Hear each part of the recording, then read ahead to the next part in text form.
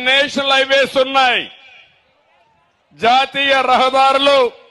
ఒకప్పుడు అధ్వానంగా ఉండేటి డబ్బులు లేక రోడ్డు వేయాలని డబ్బులు కావాలి, డబ్బులు లేవు కాబట్టి రోడ్లు వేయడం కూడా మానేసి మన కలకత్తా నుంచి చెన్నైకి పోవాలంటే వారం రోజులు 5 రోజులు పట్టేది.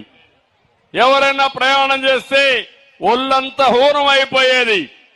అప్పుడు చిన్న దేశం, బుడ్డ దేశం మలేషియా, ఆ దేశానికి వెళ్ళాను. 2 కోట్ల జనాభా, భారతదేశ జనాభా 130 కోట్లు. అది చూసిన తర్వాత అక్కడ ఒక రోడ్డు చూశాను, 1000 కిలోమీటర్లు 8 లేన్ రోడ్డు ఉంది.